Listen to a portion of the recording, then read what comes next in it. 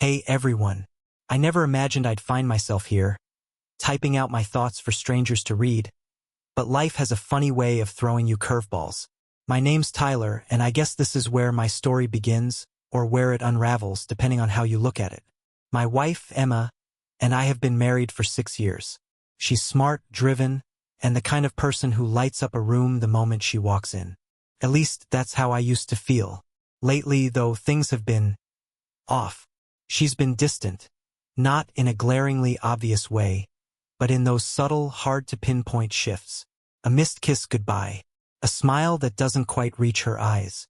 You know, the kind of stuff you notice after years of being with someone. Last Friday, she dropped a bombshell over breakfast. "Oh, by the way," she said, as casually as if she were commenting on the weather, "I'm going to a party tonight." I put down my coffee, confused. "A party? With who?" "Just some people from work," she said, avoiding my eyes as she fussed with her phone. "It's not a big deal." Now, here's the thing. Emma works in a small office and I've met most of her coworkers. This was the first I'd heard of any party, and the way she said it, something didn't sit right. "Do I know anyone who'll be there?" I asked. She sighed, a little too heavily, like I was being unreasonable. "Tyler, it's just a work thing. I didn't think you'd be interested." Her tone stung, but I let it go. "Okay," I said, trying to sound casual. "What time will you be home?" "I'm not sure," she said quickly. Too quickly. "Don't wait up." That was the first red flag. The rest of the day, I couldn't shake the uneasy feeling in my gut. I'm not a controlling husband. I've always believed in giving her space, but something about this didn't feel right. I considered asking her not to go, but I knew how that would come across. Instead, I decided to play it cool. I kissed her on the cheek as she left, told her to have fun, and spent the evening pretending I wasn't obsessively checking the clock. She didn't come home that night. I didn't sleep either. By 3 a.m., I was pacing the living room, my mind racing with every worst-case scenario imaginable. She wasn't answering her phone, and her location was turned off, something she never did. The hours dragged on, and by the time the sun rose, I was half convinced something terrible had happened. At 8 a.m., I heard the front door open. She walked in looking disheveled. Her hair was messy, her makeup smudged, and she reeked of cheap perfume that wasn't hers. Her face was a mask of indifference, like she hadn't just disappeared for an entire night. "Morning," she said, her voice too casual, too light, as if nothing was wrong. "Emma," I said, my voice barely steady. "Where were you?" She shrugged, avoiding my eyes. "The party ran late. I stayed at a friend's place." The words hung in the air like a bad smell. Something wasn't adding up, but I couldn't bring myself to push. Not yet. Instead, I just nodded and let her walk past me. But deep down, I knew this wasn't the end of it. This was just the beginning. I didn't say much to Emma after she walked through the door that morning. I wanted to. Every fiber of my being wanted to demand answers. Real ones. Not the vague "stayed at a friend's place" line she had fed me. But something stopped me. Maybe it was fear. Fear of what I'd hear if I dug too deep. Or maybe it was the hope that this was all just a misunderstanding, that I was blowing things out of proportion. That day, she acted like nothing happened. She spent the morning unpacking groceries and scrolling on her phone like it was just another Saturday. I, on the other hand, was unraveling. My thoughts were a mess, jumping from one theory to another. I'd catch myself staring at her, searching her face for something. Guilt, remorse, anything that would tell me she knew what she'd done was wrong. But all I saw was her usual calm, almost carefree demeanor. It drove me insane. By the afternoon, I decided I couldn't keep quiet any longer. I needed answers. "Emma," I said as she stood in the kitchen slicing vegetables for dinner. My voice came out steadier than I expected. "I need to talk to you about last night." She froze for a split second, just long enough for me to notice. Then she smiled, that practice smile she always used when she was trying to defuse a situation. "What about it?" "You didn't come home," I said, keeping my tone as neutral as possible. "You didn't call. You didn't text. I was worried." I told you, she said, her voice light and dismissive. The party went late and I stayed at a friend's place. It wasn't a big deal. Whose place? I asked. She blinked, caught off guard for a moment. What? Whose place did you stay at? I repeated, my voice firmer this time. She hesitated just a fraction of a second, but it was enough. Megan's, she said finally. You've met her before, remember? She works in marketing. I nodded slowly. I didn't remember meeting anyone named Megan, but I let it slide, for now. Okay, I said. Can I ask why you turned off your location? I tried calling, but it said you were offline. Her expression darkened, the smile fading from her face. Seriously, Tyler? You were checking my location? That's really controlling.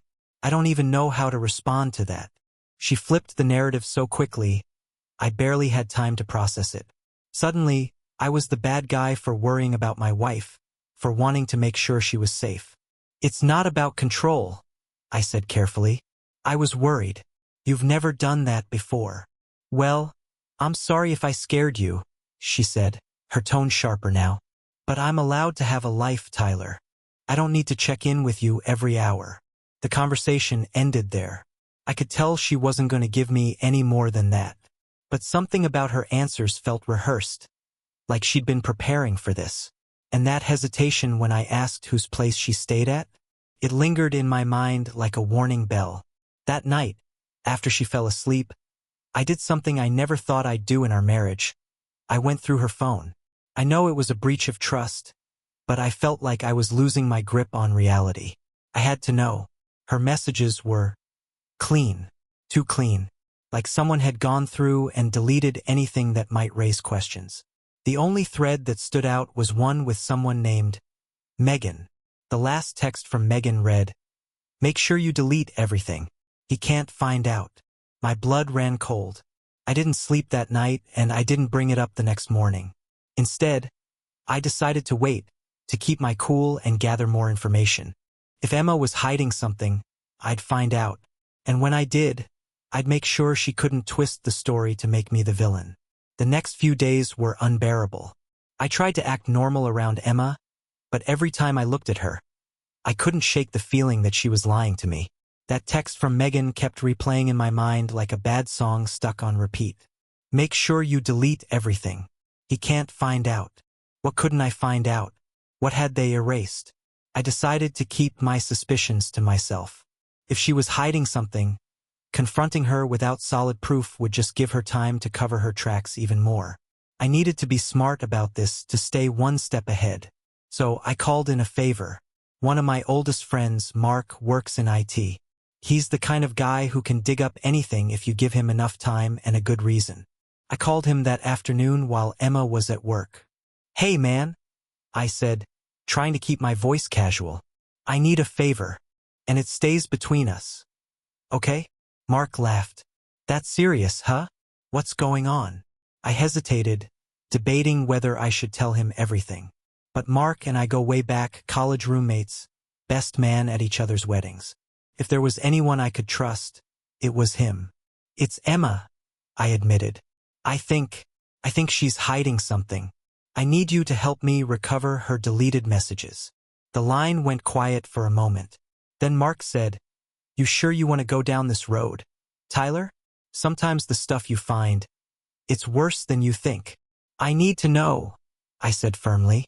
"I can't keep living like this, not knowing if I'm crazy or if there's actually something going on." He sighed. "All right, bring me her phone, and I'll see what I can do." That night, I waited for Emma to fall asleep before sneaking her phone out of the bedroom. My hands were shaking as I handed it over to Mark the next morning.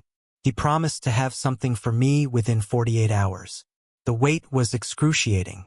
Emma acted as if everything was fine, but I couldn't look at her without feeling a mix of anger, hurt, and paranoia. Every time her phone buzzed, I wondered if it was another text from Megan, or worse, someone else entirely. I hated feeling this way, but I couldn't help it. Something was wrong and I was going to find out what. Mark called me 2 days later. His voice was serious, devoid of his usual humor. "You need to come over," he said. Now. When I arrived at his apartment, he handed me a USB drive. Everything's on there, he said, his expression grim. Tyler, I think you were right to be suspicious. I plugged the drive into his laptop, and what I saw made my stomach drop. There were dozens of deleted messages, mostly between Emma and someone named Nate. They weren't innocent, not even close. Flirty comments, suggestive emojis, and plans to meet up late at night. One message from a week ago read, "Can't wait to see you at the party tonight. Make sure Tyler doesn't find out." But the one that hit me the hardest was from the night of the party. Last night was incredible. I haven't felt this alive in years. I sat there, staring at the screen, my hands gripping the edge of the table so tightly my knuckles turned white. It wasn't just betrayal. It was the ease with which she lied to me. The way she smiled in my face while carrying on with someone else behind my back. Mark put a hand on my shoulder. "I'm sorry, man." I didn't respond. My mind was racing, torn between anger and heartbreak. I needed to confront her, but I couldn't just explode. If I wanted the truth, the whole truth, I needed to play it smart. I took a deep breath and copied the messages to my phone. Then I thanked Mark and left. As I drove home, I knew one thing for certain. Emma didn't know that I knew, and that gave me the upper hand. I spent the entire drive home rehearsing what I was going to say to Emma. Part of me wanted to storm in and throw her phone on the table, demanding an explanation. But I knew better. If I let my emotions get the best of me, she'd twist the situation and somehow make me the bad guy. No, I needed to stay calm, controlled, and calculated. When I walked through the door, Emma was in the kitchen, pouring herself a glass of wine. She greeted me with a smile, the same smile that now felt hollow and fake. "Hey babe, how was your day?" she asked, her voice cheerful. "Busy," I replied, forcing a casual tone. "Yours?" "Oh, just the usual," she said, sipping her wine. "Nothing exciting. Nothing exciting." The words burned, but I didn't let it show. Instead, I played along, acting as though everything was fine. "Hey," I said, sitting down at the table. "I was thinking we could have a date night this weekend. Just the two of us. It's been a while since we've done something together." Her eyes lit up, but there was a flicker of hesitation I didn't miss. "That sounds great," she said. "I'll check my schedule." Her schedule. I knew exactly who she was scheduling time with, and it wasn't me. That night, I waited until she went to bed before pulling up the messages on my phone. I read through them again, each one hitting me like a punch to the gut. The worst part wasn't just that she was seeing someone else. It was how effortlessly she lied about it. The life we'd built together, the trust we'd shared, felt like a cruel joke. I decided I couldn't wait any longer. The truth needed to come out, and it needed to come out now. The next morning, as Emma sat at the breakfast table scrolling through her phone, I slid mine across the table to her. "What's this?" she asked, frowning. "Read it," I said, my voice calm but firm. Her face paled as she unlocked my phone and saw the messages between her and Nate. For a moment, she didn't say anything. Then she looked up at me, her eyes wide with panic. "Tyler, don't." I cut her off. "Don't lie to me. Not anymore." She opened her mouth to speak, but no words came out. I could see the gears turning in her head, trying to figure out how to spin this in her favor. But there was no way out. I had the proof, and she knew it. "How long has this been going on?"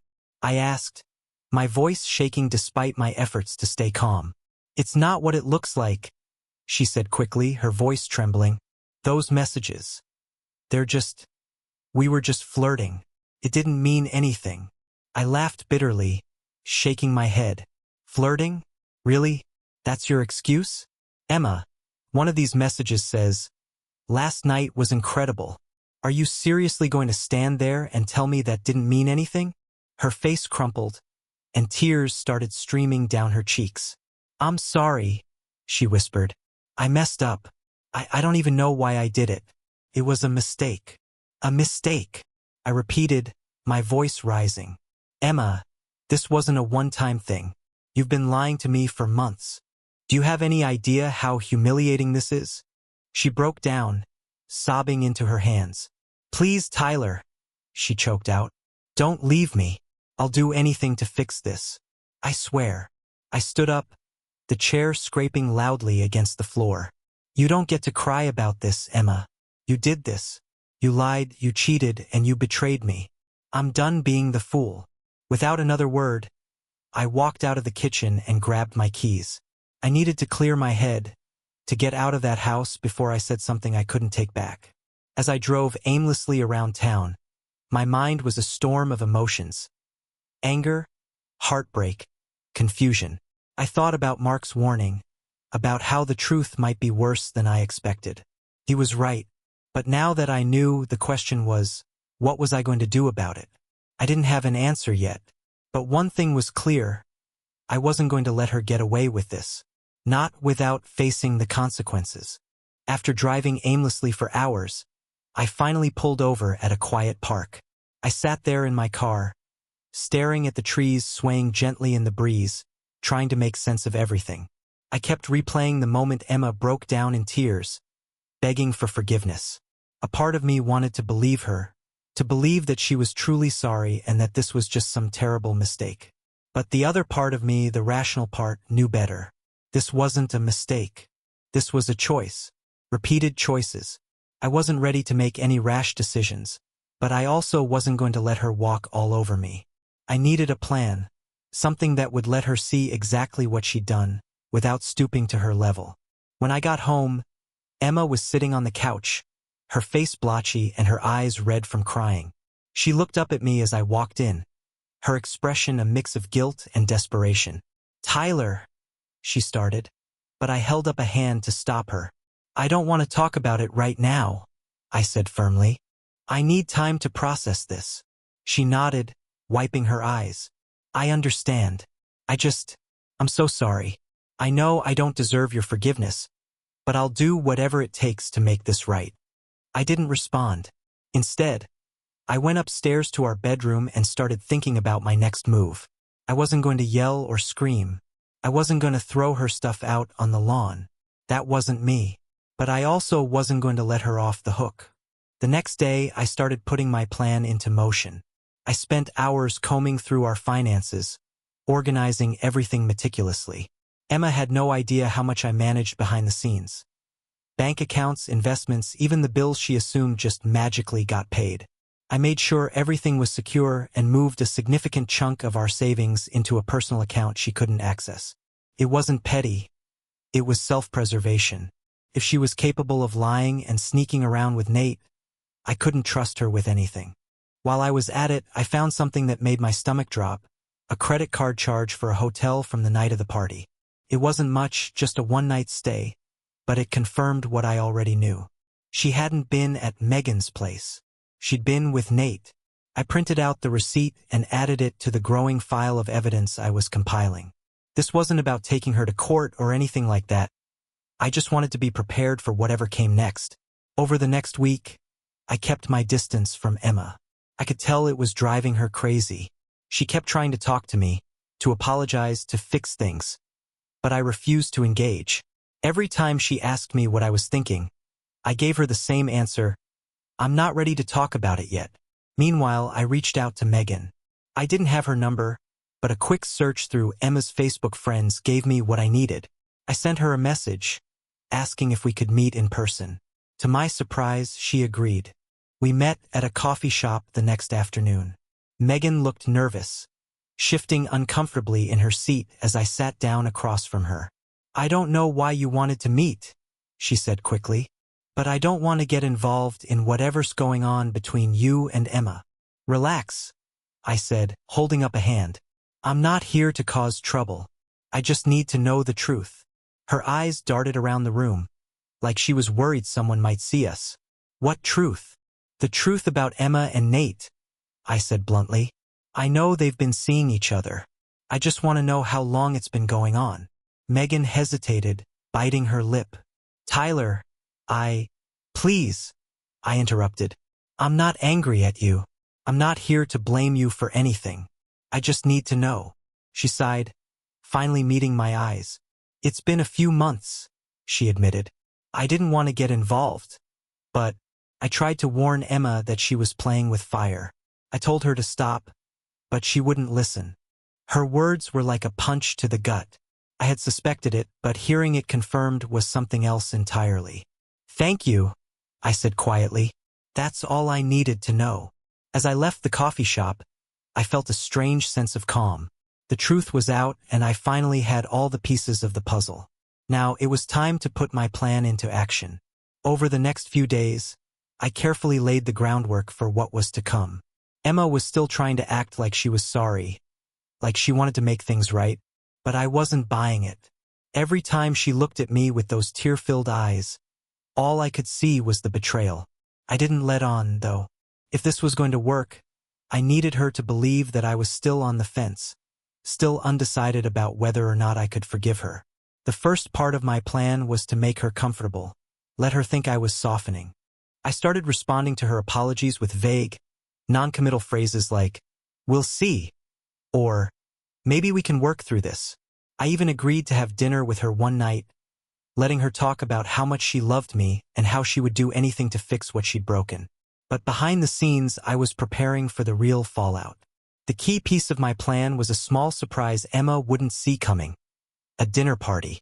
I told her that I wanted to invite a few close friends over, including Megan and her husband, to reconnect and start fresh. She seemed hesitant at first, probably because she knew how much Megan actually knew, but I reassured her. "This is about us," I told her. "If we're going to move forward, we need to stop pretending everything is fine and actually try to rebuild." That seemed to ease her nerves. She agreed, and we set a date for the following Saturday. What she didn't know was that I had also invited one other guest, Nate. The week leading up to the dinner was agonizing. Emma was back to acting like the perfect wife, cooking my favorite meals, leaving sweet little notes for me to find, even suggesting we take a weekend trip to reconnect. It was all a show, and I could see right through it. But I played along, smiling and nodding, letting her believe that her efforts were working. Meanwhile, I made sure everything was ready for Saturday. I'd planned the seating arrangement carefully, placing Nate directly across from Emma. I also had copies of the messages between them, along with the hotel receipt, ready to go. But I wasn't planning on exploding or creating a scene. No, my goal was to let Emma unravel herself. When Saturday finally arrived, Emma was a bundle of nerves. She spent the whole day cleaning the house, obsessing over the menu, and making sure everything was perfect. I could tell she was trying to impress me, to show me she was serious about making things right. Little did she know, this dinner wasn't about reconciliation. It was about revelation. Our guests arrived one by one. Megan and her husband were first, followed by a couple of mutual friends. Finally, Nate walked in. Emma's face turned pale when she saw him, but she quickly masked it with a forced smile. "Nate," I said warmly, shaking his hand. "So glad you could make it." "Thanks for inviting me," he said, glancing at Emma. She avoided his gaze, her hands trembling slightly as she poured herself a glass of wine. As everyone settled around the table, I made sure to keep the conversation light and friendly. We laughed, told stories, and for a moment it felt almost normal. But I could see the tension in Emma's shoulders, the way her eyes kept darting toward Nate. She was unraveling just as I'd hoped. Halfway through dinner, I decided it was time. I cleared my throat and stood up, holding my glass of wine. "I just want to thank everyone for coming tonight," I began, my tone calm and steady. "This has been a tough few weeks for me, but having all of you here means a lot." Emma smiled nervously, her eyes pleading with me to stop, as if she knew what was coming. "I also want to take a moment to talk about trust," I continued, my gaze shifting to Emma. "Because trust is the foundation of any relationship. Without it, everything falls apart." The room went quiet. All eyes were on me. "Emma," I said, locking eyes with her. "I trusted you. I believed in you. And for 6 years, I thought we had something real." Her face turned white, her hand gripping the edge of the table. "Tyler, please." "No," I interrupted. "You've had your chance to speak. Now it's my turn." I reached into my pocket and pulled out the copies of her messages with Nate, along with the hotel receipt. I placed them on the table in front of her, the sound echoing in the silence. Care to explain this? Her mouth opened and closed like a fish out of water, but no words came out. Nate, for his part, looked like he wanted to sink into the floor. I invited everyone here tonight because I wanted them to see the truth, I said, my voice steady. The truth about who you really are, Emma. About what you've been doing behind my back. Tears streamed down her face as she whispered, Tyler, I'm sorry. Save it, I said coldly. You're not sorry for what you did. You're sorry you got caught. The rest of the dinner was a blur. Emma ran out of the room in tears, followed by Megan, who looked equally horrified. Nate tried to apologize, but I told him to get out before I lost my temper. As for me, I stayed calm, clearing the table as though nothing had happened. When everyone had left, I sat alone in the now empty house, feeling a strange mix of relief and sadness. The truth was out, and while it hurt, it also felt like a weight had been lifted off my chest. Emma's lies no longer had power over me. The house was eerily silent after everyone had left. Emma hadn't come back, and frankly, I didn't care. I sat on the couch with a glass of whiskey in hand, staring at the remnants of the dinner party. The empty plates, the half-finished bottles of wine, the silence that lingered after all the chaos. It should have felt like victory. I had exposed Emma's lies in front of the people who mattered most, shattered the facade she'd been so carefully maintaining. But it didn't feel like victory. It felt like exhaustion, like the end of something that had once been beautiful but was now irreparably broken. I didn't sleep that night. Instead, I packed a bag, grabbed my laptop, and booked a hotel room downtown. The house didn't feel like home anymore. It felt tainted, like every corner was haunted by the ghost of what Emma and I used to have. I needed space to think, to figure out my next move. The next morning, my phone buzzed incessantly with calls and texts. Most of them were from Emma. I didn't answer any of them. I wasn't ready to face her yet. Not until I had a clear plan in place. Instead, I focused on the practicalities. First, I called my lawyer. I explained the situation, laid out everything I knew, and sent him copies of the messages and the hotel receipt. He was calm and professional, assuring me that we had everything we needed to move forward. We'll file for divorce immediately, he said.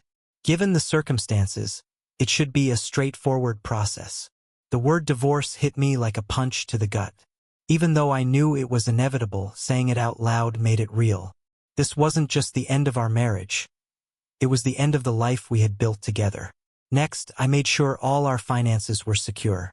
I canceled the joint credit cards and removed Emma from any accounts she still had access to. I wasn't about to let her walk away with more than she deserved, not after what she'd done. By the afternoon, Emma had resorted to leaving voicemails. Her voice cracked with desperation as she begged me to come home. Tyler, please, she sobbed. I know I messed up, but we can fix this. I love you. I don't want to lose you. Her words meant nothing to me anymore. Love wasn't supposed to hurt like this. Love wasn't supposed to be built on lies and betrayal. Later that evening, I got a text from Megan. Megan, I'm so sorry for everything. I should have told you sooner. I hope you're okay. I didn't know how to respond to that. Was she sorry because she genuinely felt bad? Or was she just covering her own guilt for knowing and saying nothing? Either way, it didn't matter. Megan was part of Emma's world, and I wanted nothing to do with any of it anymore. That night, Emma showed up at the hotel. I don't know how she found out where I was staying, but when I heard the knock on the door and looked through the peephole, there she was, standing there with red-rimmed eyes, clutching a tissue in her hand. I hesitated, debating whether to open the door or just let her stand there. But something inside me told me it was time to face her one last time. I opened the door but didn't let her in. What do you want, Emma? I asked, my voice cold. Please, Tyler, she said, tears streaming down her face. Just let me explain. I made a mistake. I let things go too far, but it didn't mean anything. It was a moment of weakness. A moment of weakness? I scoffed. Emma, this wasn't a one-time thing. You carried on with Nate for months. You lied to my face every single day. Don't stand here and tell me it didn't mean anything." She sobbed harder, clutching her chest like she was in physical pain. "I'll do anything to make this right," she said. "Counseling, therapy, whatever it takes. Just don't give up on us." I shook my head, the weight of her words washing over me like a cold wave. "There is no us anymore, Emma. You destroyed that. You don't get to cry and beg for forgiveness now. You made your choices, and now you have to live with them." Her shoulders slumped, and for the first time, I saw the realization dawn in her eyes. She knew she had lost me. I closed the door without another word, her muffled sobs echoing down the hallway as she walked away. When I got back inside, I felt an unexpected sense of relief. It was over. Not just the confrontation, but the hold she'd had on me. For the first time in weeks, I felt like I could breathe. I wasn't sure what the future held, but I knew one thing. I was done being the victim. Emma had made her bed, and now she would have to lie in it. As for me, I was finally free to move forward. The morning after I shut the door on Emma, I woke up feeling lighter than I had in weeks.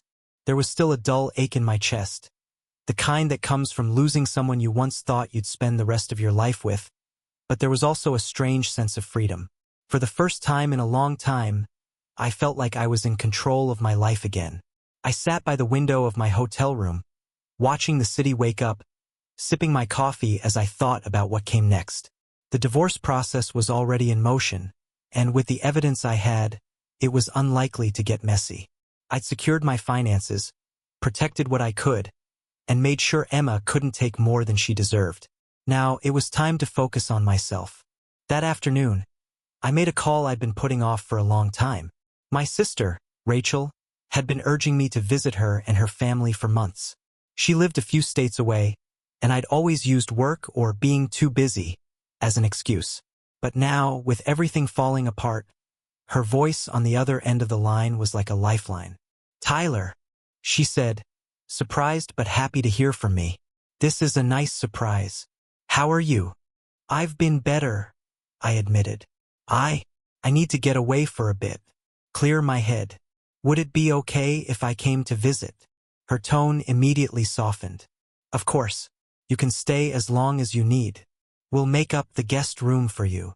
2 days later, I found myself driving through the countryside, leaving the city, and everything that had happened there, behind me. The fresh air and open roads felt like a balm for my soul. When I arrived at Rachel's house, she greeted me with a warm hug, no questions asked. Her kids ran out to see me, their laughter filling the air and reminding me that there was still joy in the world. For the next week, I let myself unwind. I played with my niece and nephew, went hiking with Rachel and her husband, and spent quiet mornings drinking coffee on their porch. It wasn't a magical fix, but it was a start. One evening, as Rachel and I sat outside watching the sunset, she finally broached the topic I knew she'd been avoiding. "So," she said gently, "you want to talk about what brought you here?" I sighed, swirling the drink in my glass.